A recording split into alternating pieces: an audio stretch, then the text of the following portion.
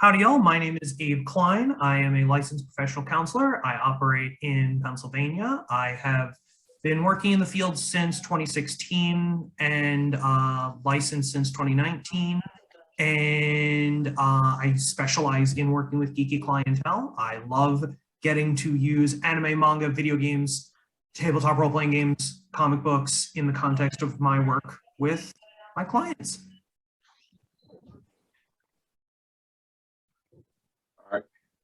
Okay, so I guess I'll go next. My name is Eli Martin III, aka the Clinician.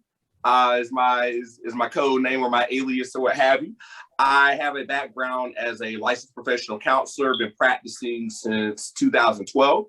I'm also a master addiction counselor, so I have like a specialty in substance abuse, and that's the boring stuff. Now to get to so my geek references or pop culture references.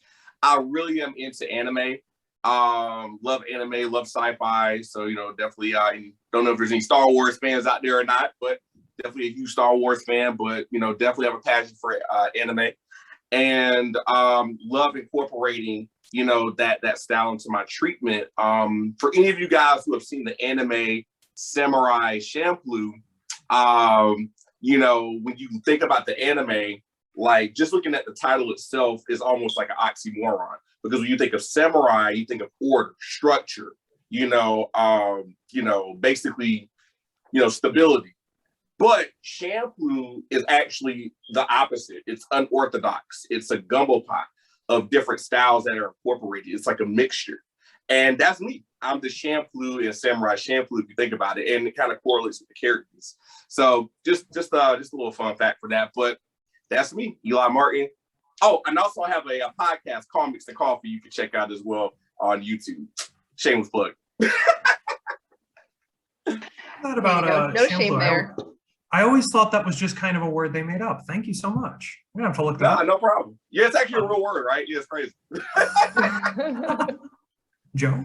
Nice. Hi, everybody. I'm Joe. I'm also in PA right now, trying to get back out to LA.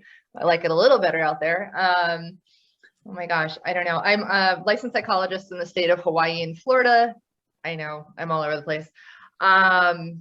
Let's see, anime. I got into anime when I was staying up too late, and Adult Swim came on, and they started doing, the classics on there with Naruto, and I think Samurai Champloo was on around that time. Yu Yu Hakusho. One Piece.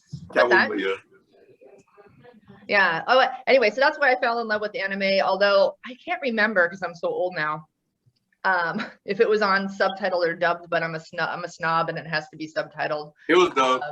Yeah. If you were watching on Adult Swim, it was entirely dubbed. That was. Yeah, I think it was. Yeah. And I had a hard time transitioning from the English to the Japanese, but now I will not watch anime in English. Like I can't.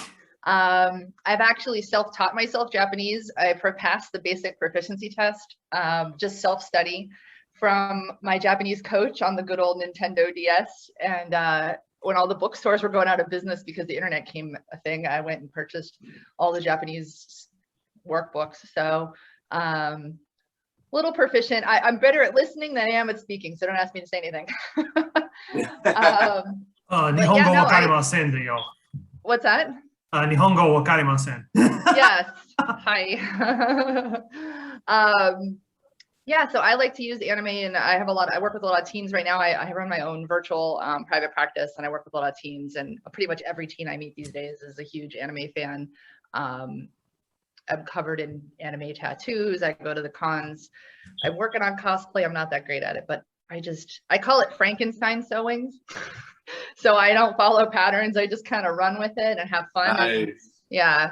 I absolutely hear you on that. I've been cosplaying since like 2007, I believe, and I don't make my own stuff. I buy pieces, I assemble cosplays, and I also commission my friends to make things. There you go. It's at the end of the day, it's how you want to do it.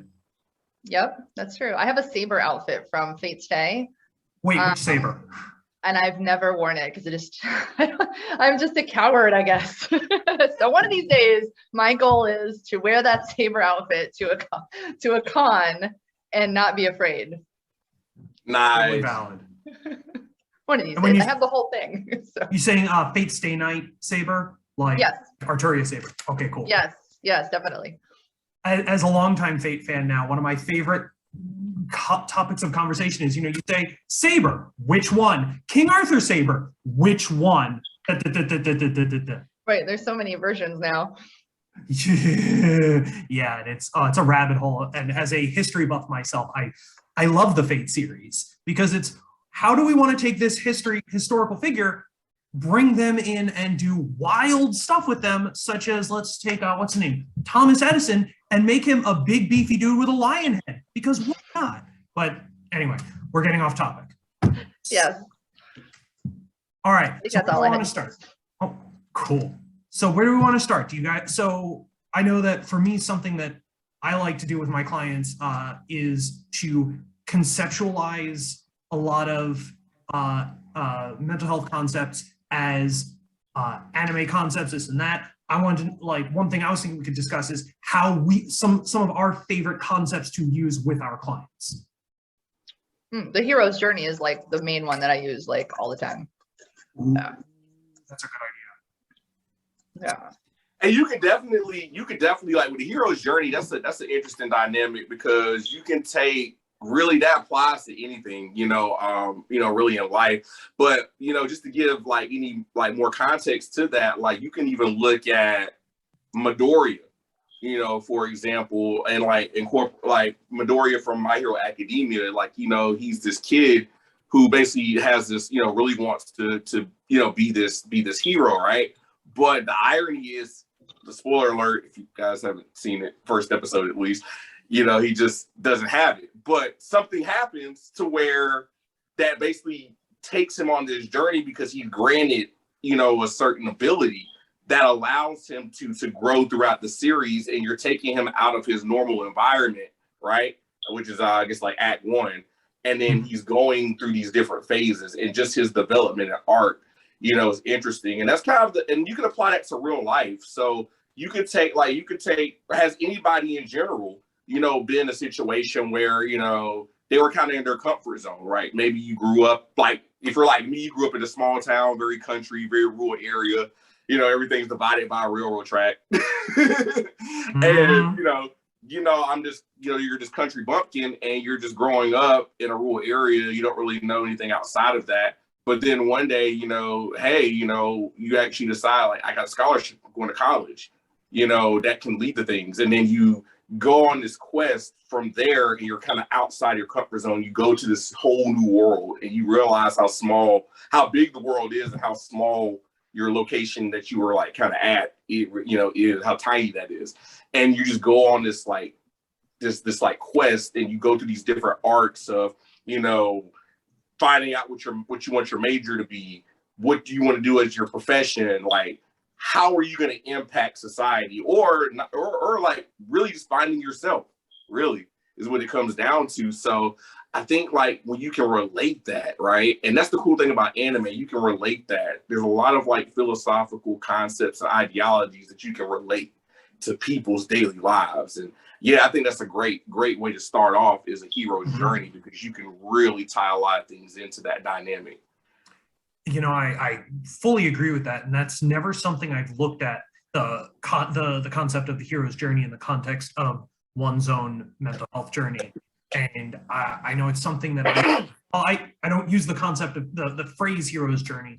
When we look at that topic, I feel something that to echo Joe, what you were saying, something I specialize in working with adolescents, teens, young adults. And something I see very often with my teens is that I can feel very personally from my experience in youth, and also as now a 32-year-old man, I struggle with perseverance and hard work, which, we see constantly in anime of characters who hard work, training arcs, et cetera, et cetera, et cetera. And for a lot of us in our development, we are not taught that in a healthy way. And I feel like anime is such a beautiful training tool for that, because we see these characters that we appreciate, we connect with, we see them working hard. And that right there can be a phenomenal driving force, positive example of what hard work can look like. Absolutely. Especially for the people who, you know, something I talk about with a couple of my clients is, are y'all familiar with the concept of gifted kid burnout? I ain't never heard of that one. So gifted kid burnout is basically when you have a kid who within their youth, they are said, oh, wow, you're so smart. Oh, look at how well you do. Well, wow, you're gifted, you're smart, you're this and that. And for that kid themselves, you know, they are excelling, they are doing well. And maybe they, to put it into video game terms, maybe they inherently have some higher stats at the beginning. But what ends up happening is at a certain point, between the expectation that you're so smart, you're just gonna do this just fine, or they don't properly level themselves to meet new challenges, / life around them doesn't help them to level up properly to meet their new challenges, it leads to them feeling inadequate because, well, I've just been smart. I've always been able to handle these things. Why I can't handle these things? I'm just gonna disengage from this. I'm not gonna do this. This class got hard, screw this class, I'm out. And it becomes this difficulty because you don't have that ability to slowly scale up. Does that make sense? Oh yeah, absolutely. It's almost like you're not being challenged enough, so you kind of plateau at a certain level. And to piggyback off of what you were saying, because you brought up a great point about training art, I want to like share something with you. Like there's this quote. I think you mentioned Yu Yu Hakusho. So there's like a quote from one of the characters. Her name is Genkai. So she's like a trainer of Yusuke. I love Genkai so much. One of her quotes is she says, like, because basically she's training Yusuke, and Yusuke, just to give you a little bit of subtext, he's kind of like a, you know, slacker a little bit, procrastinates, just kind of, you know, marches to the beat of his own drum, whatever, you know, like kind of kid. But she's trying to train. She sees the potential in this like in him, and she knows that he really can do some great things, right? So finally, like one day she's training him, and she just says, she looks at him and says, it's time you bit the bullet and started caring about something with all your heart and energy. But you can't care about it if you're always holding yourself back in case it doesn't work out. Concentrate on what's important and commit. And like commit to it all the way. And I think that's such a powerful quote, and that kind of ties in what you're saying, because I think a lot of times people are always in such fear of failure, of like, what if I don't succeed? Or, I mean, yeah, what if this doesn't go right? Or what if, you know, things don't happen the way I planned it? But what if you do succeed? You know, I think sometimes people are even more kind of like nervous about that, and going to what you were saying about the gifted burnout, like, because now the expectations rise, right? Now there's more pressure for you to do because they know that you can do it now. They've seen you do it once. Now they want to see even more of it. So that puts a lot of pressure on you. So I think a lot of times we kind of halfway do things, you know, we do just enough, right? To get by on certain things, but we don't always go all the way on certain things either. If that makes sense. I feel viscerally seen right now. But yeah, man, I agree with you on that, Abe. That definitely is, yeah, that's definitely, you can definitely apply that to a lot of different dynamics. You know, is there any particular, like, you know, talking about anime, is there any particular anime that you felt like just, you know, watching it and, you know, growing up, you felt like you had like a connection with, like, as a, like, you know, you looked at a character and you're like, man, that's so me. Like, I'm going through that right now. Or is there like something that just ever kind of stood out to you, like in a particular one that was just like, man, like, this is just like, wow. And this is for anybody, not just Abe. It could be anybody. Go if you have an answer. I say you go with this because I need a moment. Yeah, I mean, I can name a lot, but I mean, like I said, I think for me, I don't know if it was just the timing, because I was in my young 20s when Adult Swim came out and Naruto was on. But I mean, I'm covered. I have a Naruto anime sleeve. I could really relate to a lot of the characters in different ways. Just Naruto's own personal journey of being an outcast and being rejected by the majority of his village, not having parents growing up, you know, trying to find his way to fit in. I loved his you know, basically no matter what circumstance he was through, he was always going to get up and keep trying. Like he was not a quitter. He never gave up. And just my own trials and tribulations in life, you know, wanting to quit my dissertation process for my PhD times, or, you know, I went through, I'm a military veteran as well. So I went through Army basic training, and just, you know, wanting to quit, you know, when you're doing those marches or you're doing those runs, and like, and just keeping that mentality of like, he was just such a defining character for me in my life. And I think he helped me get through a lot of difficult times, because just watching him go through, you know, hardship after hardship after hardship with little to no support in the beginning, and being able to kind of knock it out. Like, I feel like that's kind of been my journey, and I commemorated him.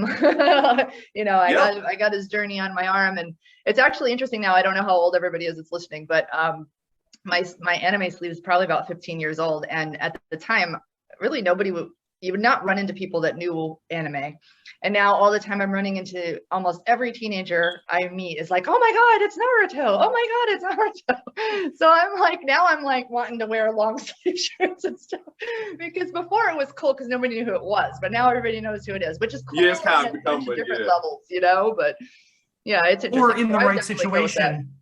Or in the right situation, you'd be like, ah, yes, I'm activating my curse mark. Right, yeah. That's true. No, I don't have a curse mark. I do have the Sharingan on my arm. Oh, and my favorite was Kakashi. I was a Kakashi guy. I do. You want like Kakashi is right. Oh! Yo! Oh, and you got the Gaara half transformed. Oh! And there's my Sharingan right there. Beautiful. Yeah, Naruto's up here, but yeah. And then I got you can't really see it. Shishomaru is on the inside. Yeah, Shishomaru, Inuyasha, one of the longest animes ever. Yeah, a lot of parallels between Inuyasha and Naruto, but those were like my starting animes, so I feel like I kind of always go back to those. You went into some good ones. I came in with Fist of North Star. That was my first one. I remember like my uncle. Yeah, my uncle, like, man, like, I don't even know if we should have been watching that at like 12, but my uncle was just like, yo, man, like, you like martial arts and stuff like that? Yeah, man. You want to see some heads get blown up? Yeah. Like, watch a guy punch a dude so many times his head explodes. Have fun with that. Right. Yeah. Hey, man, like, me and my cousin were just sitting there watching it. But she brings up a great point, though, because, like, when you think of Naruto, right, like, you can actually apply him, like, let's look at it from a clinical perspective, right? When you think of Naruto, what are some, like, aspects, like, that you can attribute to him? Like, you know, very hyperactive, right? Mm-hmm. One thing, so I was attending one of the Geek Therapeutics trainings a while ago on, you know, anime in the context of mental health. And something they talked about in the context of Naruto is that he's a beautiful example of a character with attention deficit hyperactive disorder. And that right there is, when you frame it that way to people who struggle with ADHD, that can be really inspiring, because, well, while I cannot speak to this from experience, I've never been diagnosed with ADHD. I'm sure that if I went and I took a QB test, maybe not clinical levels, but I'd be having some difficulties. Point is, what I have consistently heard from everyone I've spoken to with ADHD or ADD or something in that realm, they have expressed difficulty, and the vast majority of the time is that they talk about a period of their life where before they were diagnosed, and then even after they were diagnosed, they felt, what's wrong with me? Why can't I be like all these other kids? Mm-hmm. And Naruto, we could dissect Naruto for the entirety of this panel plus 3 hours. Yeah. Between, you know, trauma and this and that, but regardless, if we just boil it down to that which is most simple, he's got ADHD. And a lot of this series is him learning how to work his own struggles into his strengths. Oh, his own ninja way, in the way that works for him, which is such a powerful thing for those of us, you know, here in the real world, who everyone learns differently, everyone functions differently, and what my path might be very different from your path, Eli, might be very different from your path, Joe. And you cannot sit here and expect yourself to follow the same path that everyone follows. And seeing Naruto in this way, as well as multiple other characters, you know, going off of the characters that you really resonate with and are inspired by, you know, Rock Lee is a heavy inspiration Oh, yes. for me. First of all, I love him. He's amazing. Second of all, I always say that the moment that the series of Naruto gets freaking real is the moment exams. he drops his leg weights. And, whoa! Right? Yeah. Yeah. But, you know, this is another character who follows his own path, is unapologetically himself, and succeeds despite having no ability whatsoever in ninjutsu and genjutsu, creates his own path. Perfect example of like going above your limitations and taking, yes, I'm with you on that, and taking like what some would consider a weakness and making it your greatest strength. Like, so definitely. And you know, like Naruto, like just him like finding that outlet and channeling all that energy, because you know with ADHD, like the concentration is the toughest thing, but he was able to find something that he genuinely had an interest in and made that his own. And like, what better than than Jitsu, and just like, and then his focus to become the Hokage. That was his goal, right? So he set goals now, Yes. And yeah, he had these objectives he had to complete to reach those goals. Same thing with treatment. When you see a client, you set a treatment plan for them, goals and objectives. We have things that we want to accomplish, but how are you going to get there? What are you going to do? What type of work, practice and training? And definitely those things you see a lot in anime, for sure. Yes. And expanding on this in the context of Naruto, in the context of ADHD, we see a lot of people with ADHD and ADD who struggle to learn in traditional environments. As we see with Naruto, he's terrible in the traditional sitting in class, doing your work, blah, blah, blah, listen to a lecture, da, da, da. But, you get him out into the field, you get him actively doing these skills, da, da, da, da. He is a kinesthetic learner, which we often see more so in ADHD and ADD populations, as far as I'm aware, if y'all please.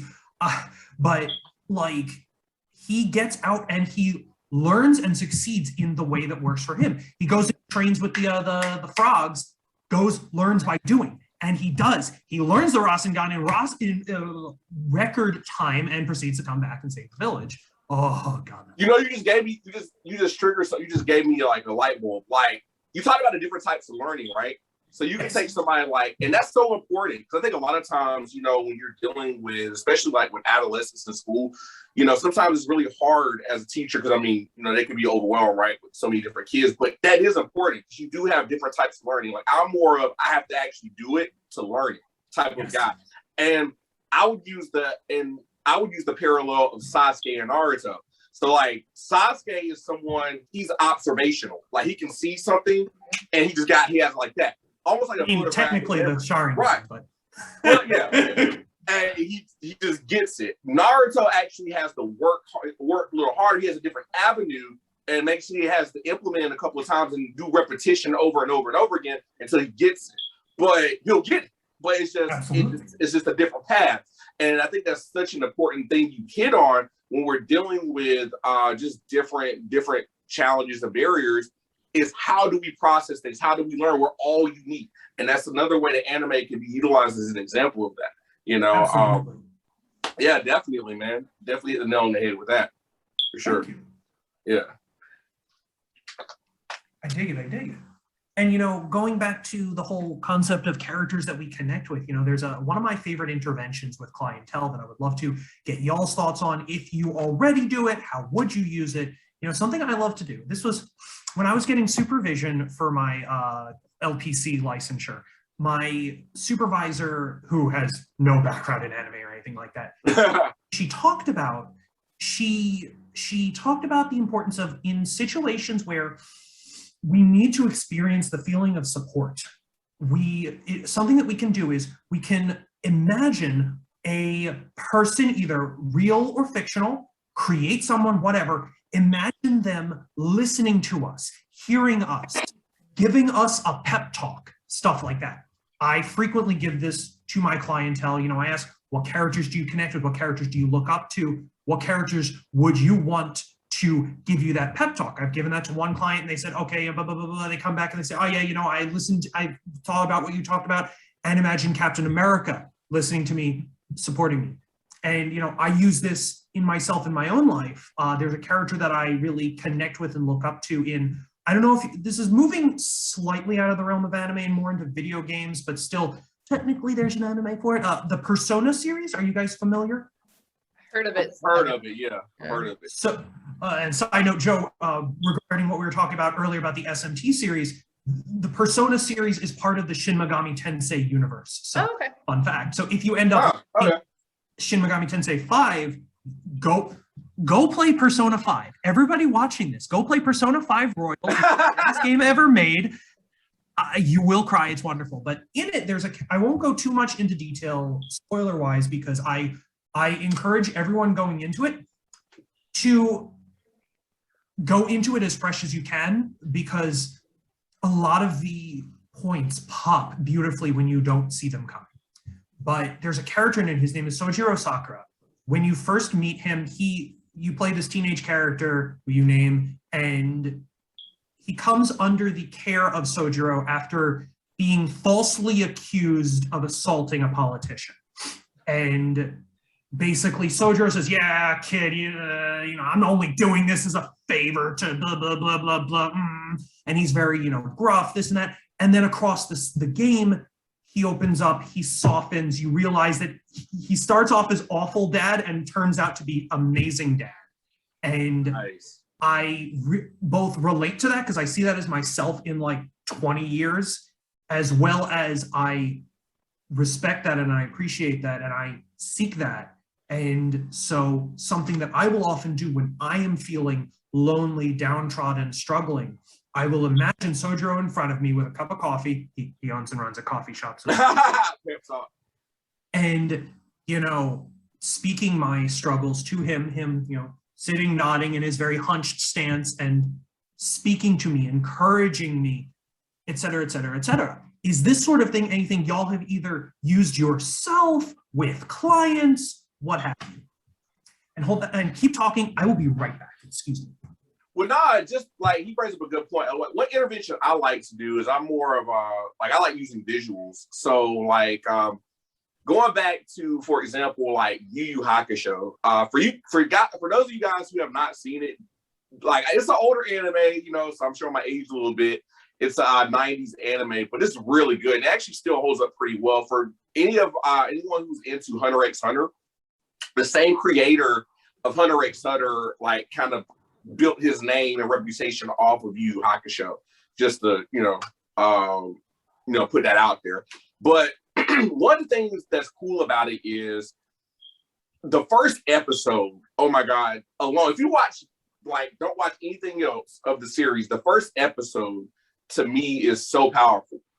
The reason it's so powerful is, and I've utilized this as an intervention with my clients, is it deals a lot with grief and loss and not judging a book by its cover. You have a kid who basically is just a little teaser, a little spoiler, but he's a kid that you would not expect to really go anywhere. He's a delinquent. He gets in trouble. He's skipping school. He's just basically, what you would consider to be, he likes to fight, gets into like street fights or whatever.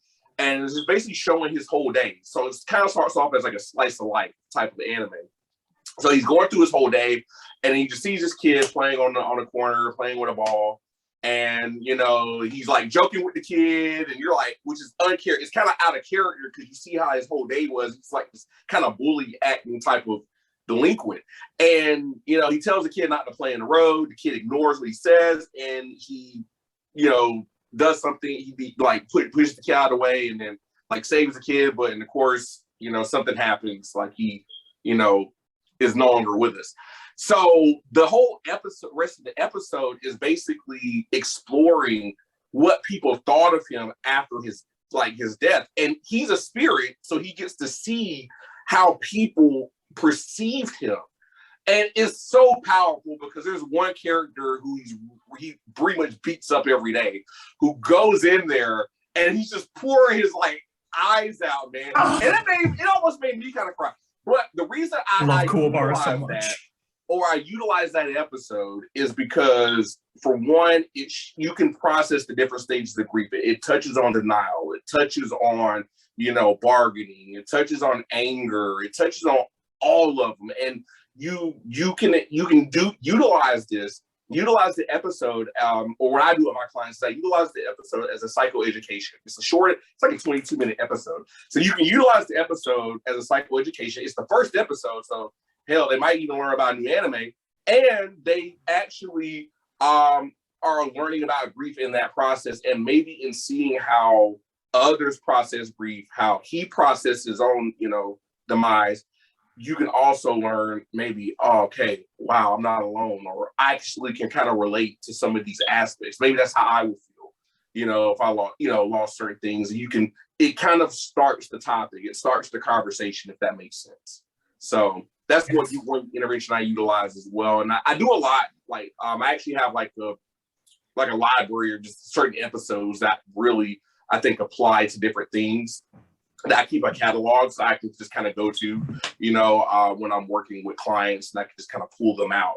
Even the first episode of My Hero Academia is like classic. I mean, you can actually talk a lot about, just in general. Have you ever wanted something so much, just, man, like you just really, you could taste it, like you really wanted to achieve this goal, but you had certain limitations that would just not warrant it, and it was not even realistic to even go there.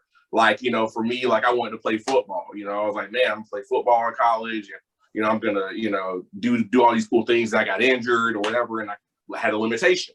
So, that's kind of how the first episode of, like, I use that episode because just Midoriya and his journey. Like, if you guys have not seen My Hero Academia, for those of you guys who love shonen, it's a really, really good shonen anime. And like that first episode alone, I think it really, especially when he sees the doctor and the doctor drops news on him, it's just like classic.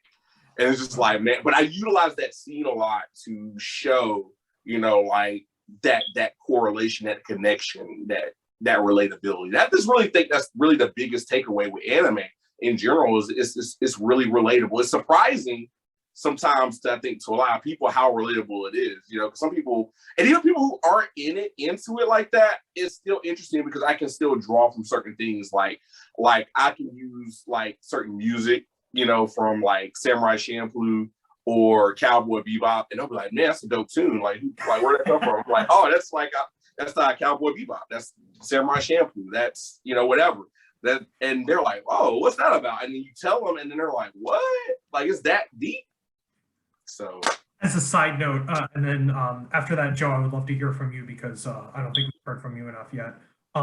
It's funny what you say about that, about kind of introducing something that without connecting it to the thing, and then that leading to that communication. For years and years and years of my childhood, a lot of my family's like, oh, you and your Japanese cartoons and your video games, it's bad for you, it's rotting your brain. And then a couple of years ago, I'm driving along with my great aunt, 80-some-odd-year-old woman, and a song from the soundtrack of Nier Automata comes on, and just beautiful orchestral, this and that. And that. She says, oh, this is really nice. What is this? And we come to a stop at a stop sign, and I say, oh, it's from a video game. The most powerful I've ever felt in my life. But anyway. Nah, cool though, man. I feel the same way because like even certain songs, man. I actually just like Final Fantasy 7. Love that soundtrack.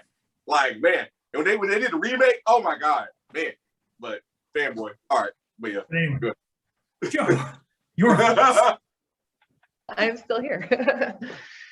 I don't know what we're talking about, but I got some ideas while you guys were talking. So I was thinking back to, I use a lot of acceptance and commitment therapy.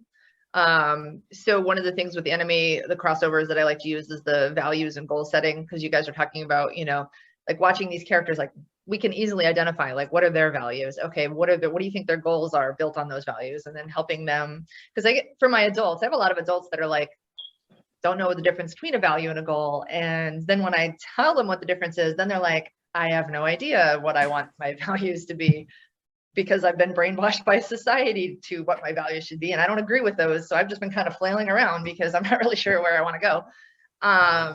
So it helps to have them pick whatever geek topic they're into, you know, Star Trek, Star Wars, whatever, and just name their favorite character and just say, what do you think that person values? Like, what do you think their values are? And how could you tell that that's their values? And they can say, like, you know, for Naruto, like, I value friendship. Okay, well, how do you know Naruto values friendship? It's like, because he's willing to die for them constantly throughout the show, you know, like, so even if they betrayed the village, he obviously values friendship more than he values the village at that point when he's trying to get Sasuke back and, you know, all those things. So having people be able to identify values in their favorite characters then helps them kind of take a step back and be able to clearly kind of figure out their own values. It's like Abe's face. That's really good. And then also like even just goal setting though, like, you know, of course, you know, most of us will say we value health and fitness, right? How many of us are actually eating healthy all the time and exercising all the time? Yeah, right. So we kind of can use anime to be like, okay, so sometimes your favorite character in a show, he values A, and he doesn't really want to do B, but he goes ahead and does it anyway because it's going to help him get closer to his values. And again, trying to connect to overcome some of those barriers that we have to actually making that committed action to getting those goals done so that we can live in line with our values. I was thinking about Baki the Grappler when you said that. Yeah, it's, hey, the holidays are coming up, right? So we can eat like crap because we value eating like crap more than we value health and fitness in November and December, at least I do. And then also the other thing I like to use with anime is narrative therapy.